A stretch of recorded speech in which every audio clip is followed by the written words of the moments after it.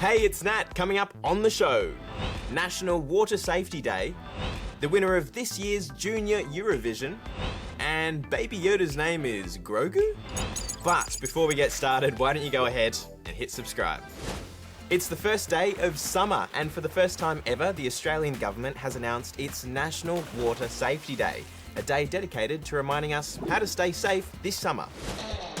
Us Aussies love hanging out by the water, whether it's a refreshing dip, a peaceful paddle, or whatever these guys are doing. But Lifesavers say summer is also the most dangerous time to be in the water, because it's when nearly half of all drownings in Australia happen. That's why the government has teamed up with these organisations to launch the first ever National Water Safety Day. We asked Surf Lifesaver Jesse for his top tips for staying safe this summer. Our number one message is stop, look and plan, which means when you get to the beach, stop, have a look around, familiarise yourself with the surroundings, and if you get into trouble, you need to have a plan in place. It's also important to never swim alone, to always wear a life jacket when you're on a boat, fishing or enjoying other water activities, and we recommend all beach goers swim between the flags if possible. As long as everyone's doing the right thing and looking out for each other, I think it'll be a great summer. Yesterday we told you about Kavan, quite possibly the world's loneliest elephant. Well, after a 7-hour flight, he's arrived safely in Cambodia. He was greeted by officials, monks and Cher herself. After completing a few checkaroonies, it was off to Kavan's new home, an elephant sanctuary where he'll have heaps more space to walk around and hopefully make a bunch of new friends. Recently, the ABC asked high school students living in Melbourne to share their stories as part of a competition called Takeover Melbourne. Here's a quick look at 2 of the winning entries.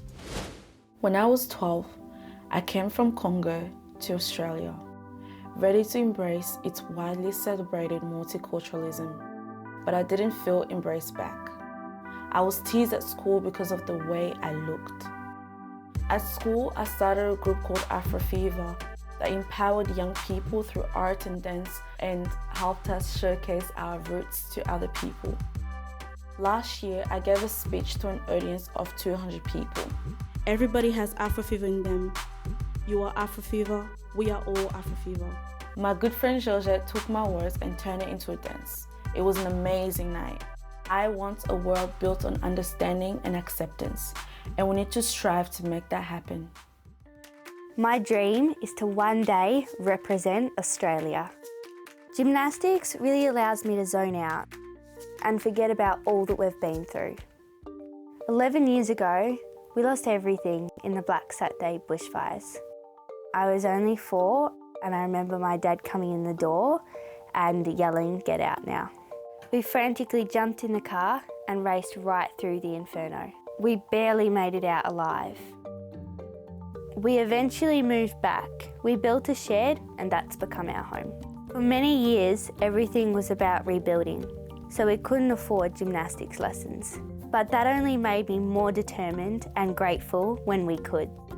Rebuilding has been slow and tough, but ultimately, each challenge has only made me stronger. It's time for some big news, big unveilings and big winners as we celebrate big, bigger, biggest. If you're a European child with a keen interest in singing and have dreams of showing off your talent on the world stage while representing your country and encouraging millions of people to vote for you in an online poll, then it doesn't get any bigger than winning the Junior Eurovision Song Contest. This year, 11-year-old Valentina from France was crowned the winner. Her song won both the jury vote and the popular vote, beating out 11 other entries. As far as theme park attractions go, this is, quite large. Big. Very big. The 18-metre tall Gundam Robot has just been unveiled to the media in Yokohama, Japan, ahead of the attraction's official opening in a few weeks. The creation is based off an old TV series called Mobile Suit Gundam. Watching it take its first proper steps is both amazing and slightly terrifying.